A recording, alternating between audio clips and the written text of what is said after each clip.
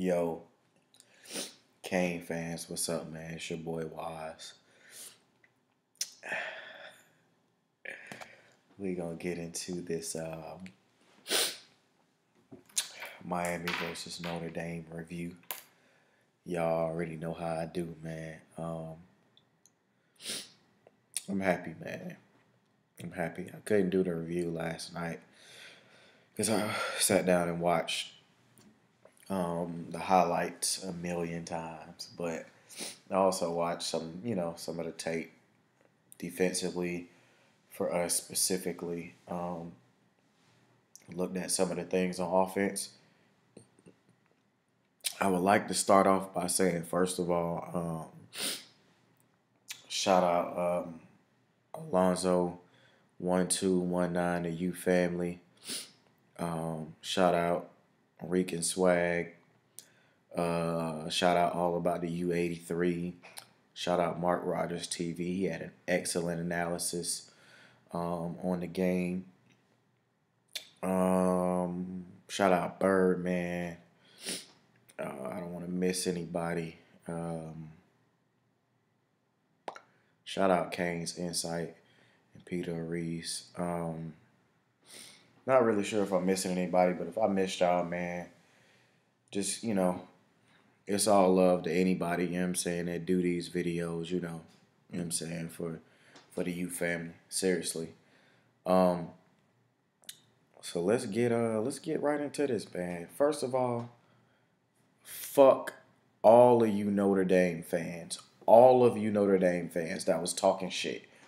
Bro, I can't remember the video it was, but it was a specific video that was speaking to the stats or whatever for Notre Dame and stuff. And a lot of the people that, you know what I'm saying, that subscribe to the channel, they know what I'm talking about because we was in there having a war of words with these Notre Dame fans before the game. But yeah, man, fuck all them Notre Dame fans, man. I'm just being real. Fuck you, fuck your team.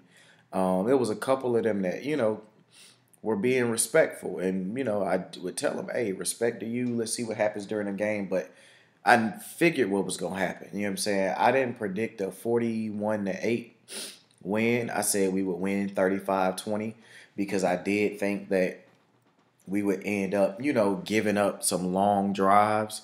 But at the end of the day, man, we fucking dominated them dudes. I'm talking start to finish, complete domination. And for anybody that's doubting the U and all of that, I mean, fuck them. But, we dominated them dudes. And I didn't think that we were going to dominate them in a manner like that. You know what I'm saying? It was crazy to me. It was crazy. Offensively, overall, I loved what we did. I loved it. You know what I'm saying? It was nice. And I swear to God, I think the coaches be watching my videos because I talked about doing a Wildcat with DJ Dallas. It be a lot of stuff I be keying on in these videos.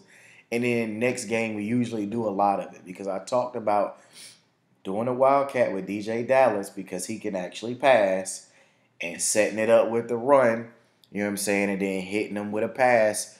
And Mark Rick said that there were 4 plays they were supposed to run out of it, but in practice, he said they couldn't execute the pass. So it was just, bad execution. But, yeah, man. So we'll just start off by saying the offense, I think they did a phenomenal job. We would have put up at least 50 on these dudes for sure.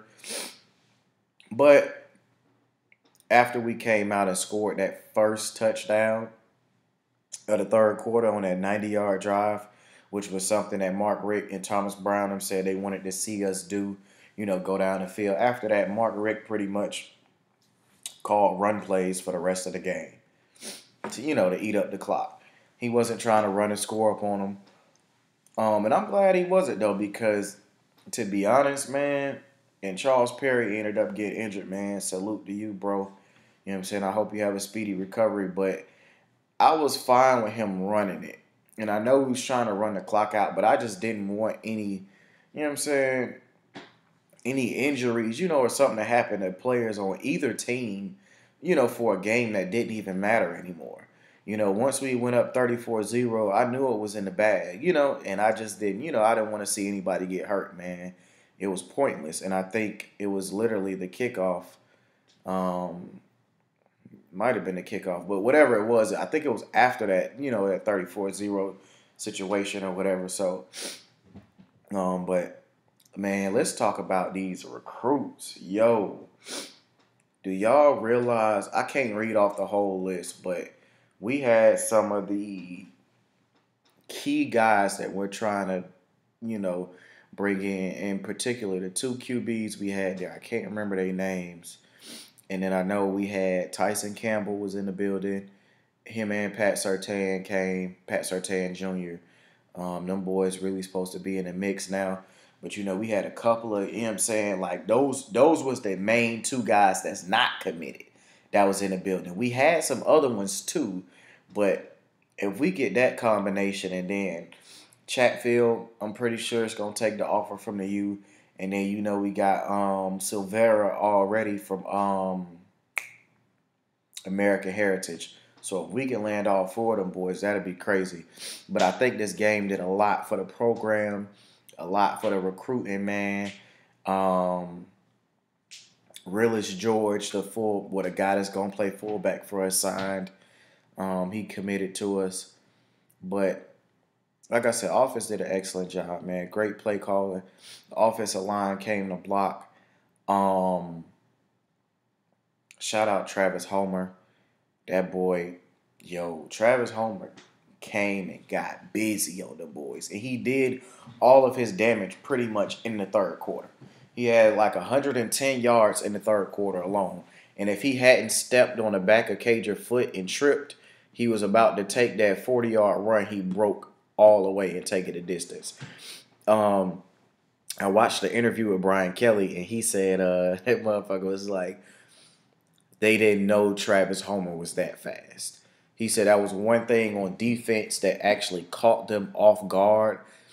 He said that Travis Homer was the fastest, hit the hole faster and harder than any back they had played this year. And he said they didn't realize he was that fast hitting the hole.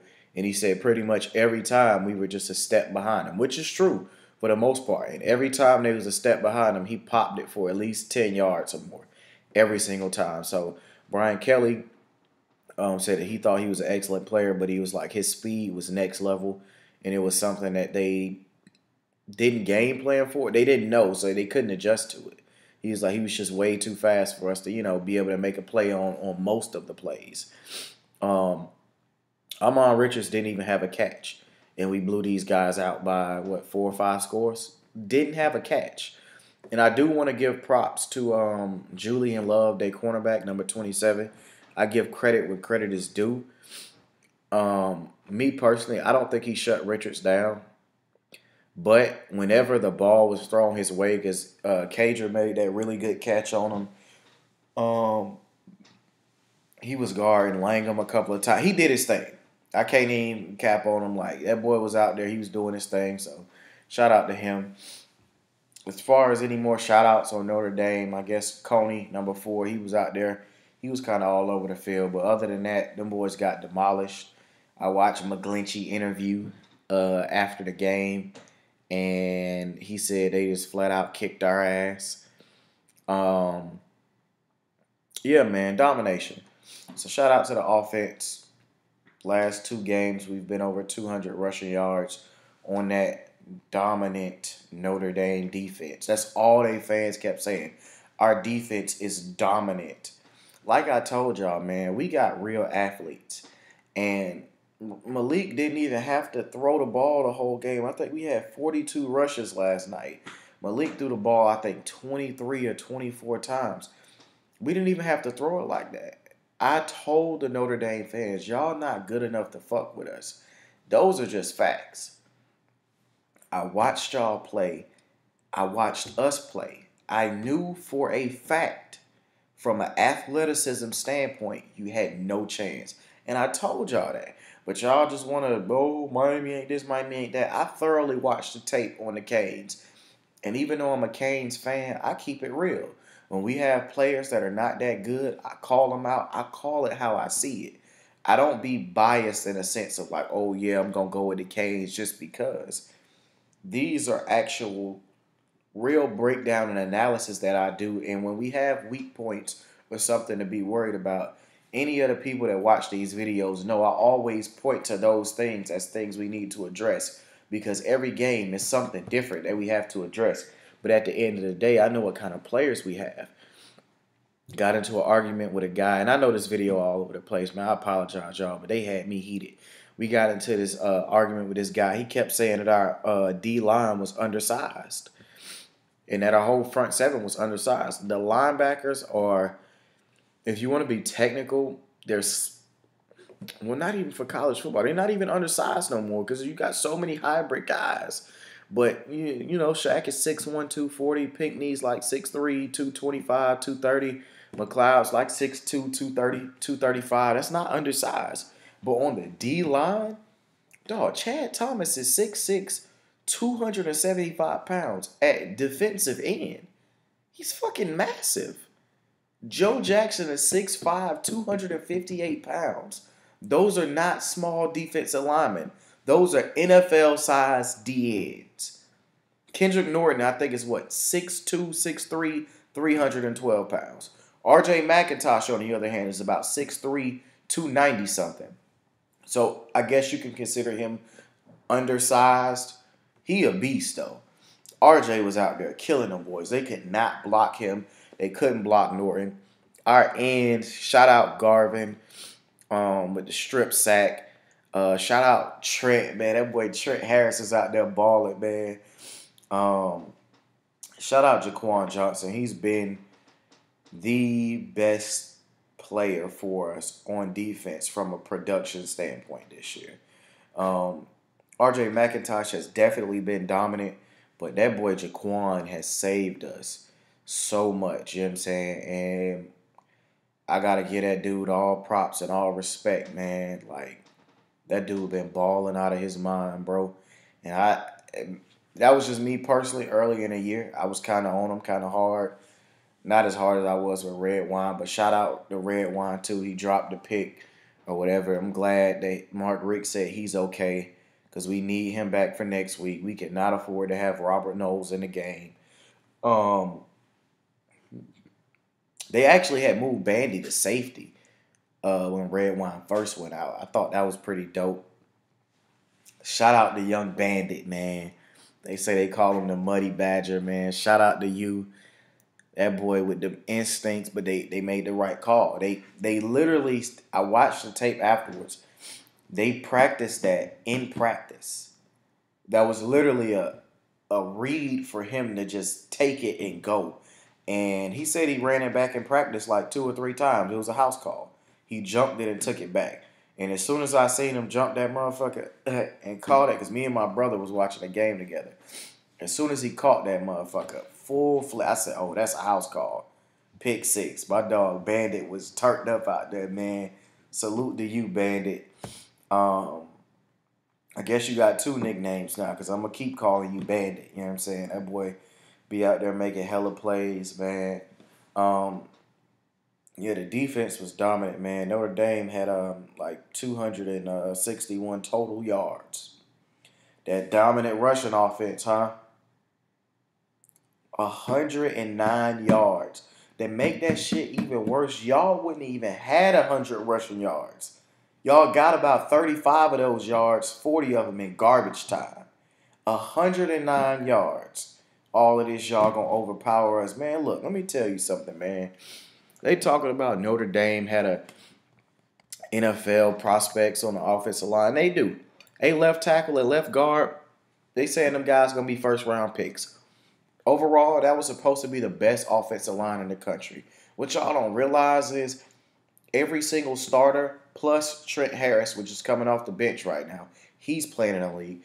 Every single starter that we have on our D line will be first day draft picks. Most likely, at least 2 or 3 of them will be first round draft picks.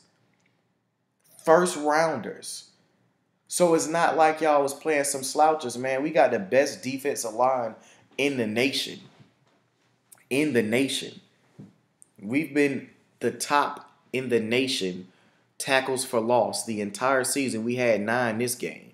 We had 5 sacks. You know what I'm saying? 4 turnovers again. 4 games in a row with 4 turnovers. We picking shit off left and right. Shout out Malik Young too, you know what I'm saying? Just domination, man. Domination. And they hate it. They hate it because the U is on their way back. We not back yet, but they hate it. And to be honest, fuck all of y'all. Fuck all y'all haters on the U, man. They've been trying to hold us down for so long, bro. These sanctions and shit like that. That shit is done. That shit is over. The program is clean now. Mark Richt is doing a phenomenal job. And what I wish, you know what I'm saying, people will realize, dog, most of these are the same players that Al Golden recruited. Majority of these guys. Mark Richt only has technically 1 class so far that he's brought in. These were guys that Al Golden recruited. Like Ricky Swag said, who the fuck was Michael Jackson before this year? Who was he? They wouldn't even throw to my dog Mike's side, man. They threw one. I remember one pass being caught over there after that. Because they threw 21 passes with Wimbush and like 3 or 4 with Ian Book or whatever. But they wouldn't even throw on that boy's side.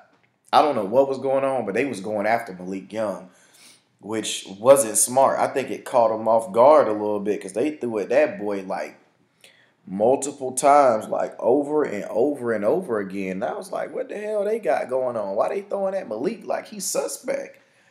But yeah, Michael Jackson was getting bored. They didn't even want to throw over there. So I don't know what that was about. Amari Carter played a good game, man. I don't think he made too many tackles, but I saw that boy all over the field. The defense was phenomenal. I think Wilder, they said, is about to start getting more PT because Perry is, out for the season. Josh Adams, we shut him the fuck down. Wimbush trashed him. I told y'all that boy was not like that. And that's the thing, though. No disrespect, but these defenses they was playing, not Miami. That boy really thought he was about to get loose on us? And I knew if he had that. I told y'all, if the game once we force him to throw, it's over with. That boy was shook out there. Because the tenacity that we are playing with now, if we play like that for the rest of these games, there's nobody in the country that can beat us. The only problem is, even though that was a dominant game, we're not a dominant team yet.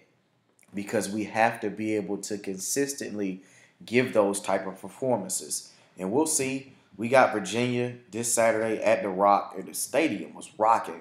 Herb Street said that he don't know if he's even heard anything louder than that before, ever. The stadium was rocking, dog. It was only 65,000 people in there. You know what I'm saying? That roof effect that they've added, the stadium was going crazy, dog. But I hope all the fans show up again, man, on Saturday. You know what I'm saying? If the fans really want this to continue and us to actually have home field advantage, because we do now with the crowd, they got to continue to show up and show out, man. I know the Virginia game isn't as big, but every game is big right now because we need to win every game if we want a chance at the college football playoff. We locked in there for the ACC championship game, which is great. And I do want to clear something up to people like, oh, this is the first time Miami made it there, in 13 years or whatever it is. We actually had a chance to go to the ACC championship game before, but we decided to forfeit our opportunity because we knew sanctions were coming down. So we did a self-imposed bowl ban on the program in order to have a lighter sanction since I think we were 7-5 that year. But we actually were supposed to go. So I do want to make that clear, you know what I'm saying? I don't know if, all of y'all was obviously watching us then, but I believe might have been like 2012. if I'm not mistaken. It was either 2012 or 2013, when that occurred. But yeah, man, it's just great to be a Cane right now, man. I'm excited. The city was buzzing. We had, I know, at least 30 recruits at the game. At least, I think it was about 50 actually. All the players came back, man. Ed Reed was back, man. So many guys. We dominated, and it was the perfect stage to do it on. Notre Dame was considered one of the best teams in the country for sure, because they were so solid, with their run game, and their defense is supposed to be solid, but the run game was just dominating and devastating, and we demolished them. I hope Josh Adams is okay. They said he had a neck strain or something, but y'all can't fuck with the U. Don't ever think y'all can fuck with the U. You know what I'm saying? And the crazy thing about this is we're only gonna get better and better. You know what I'm saying? And shout out to the coaching staff as a whole, man. It's just a testament to what they've done. That Mark Richt's staff has been able to take these players, these same players, and look at what we're doing now. Last year, we lost every close game. And this year, we were able to win the close ones. And now we've started to dominate. And these boys really playing for each other. And one thing Herb Street said that, that caught my attention is that Malik said the defense told us if the offense scores 21 points, we're going to win the game. We got y'all. And they was like, you don't see that type of chemistry between the offense and the defense to trust each other. So they said, hey, we need 21 points. They said, all right, cool. We got you with the 21 points. We going to score 21. We put up way more, man. You know what I'm saying? The eye test on Saturday, even though it was one game, even against Virginia Tech, will tell you that right now, Miami is playing the best football of any team in the nation. Right now. We're not talking about over the course of the season. We're taking a snapshot. Since the college football playoff have come out, the 2 games we've played since then, we've played better than any team, and it's not even close. We just got to continue to grind, work hard, put in the work, and everything that we're supposed to get, man, will come to us. I'll do the review on Virginia. I'll probably put it up probably Tuesday or Wednesday, something like that. I got to watch the film on them boys. I've seen film on them already just by, viewing some other ACC opponents, but I really got to check them out thoroughly, see what we're up against. I would even say that for the players we don't have that are fully healthy, we need to rest them and play as many younger guys. I'm not saying just rest people, but the guys that are really banged up, because I know we do have some injuries, we need to look at, playing those guys, man, and keeping our team as healthy as possible. Virginia's not a pushover by any means, but guys that need to rest, dress them out and play them if need be. But if not, just let them ride the sideline the whole game. You know what I'm saying? Yeah, man. They said Notre Dame was the truth. Number 2 in the AP and the coaches poll right now, which I think is dope. It's enough respect in a sense of from what happened during the game, but we just gotta win out, man. Because I guarantee you, if we don't win out, they're not gonna put us in. They already hate us. They hated the fact that we did that to their good old boy team, Notre Dame. And fuck Notre Dame, man. That's just how I feel. Fuck them. Dominated you bitches. I told y'all. Y'all was talking all of that shit. And that video that coach or whoever he was did before the game. Oh, I'm tired of the fucking turnover chain. I'm tired of hearing about how fast Miami's defense is. I'm tired of that shit. Him? Let him have a chain, because we're going to get a fucking ring. No, the fuck you're not. Go back to South Bend. There's nothing there. Fuck y'all. Salute, man. Until next time.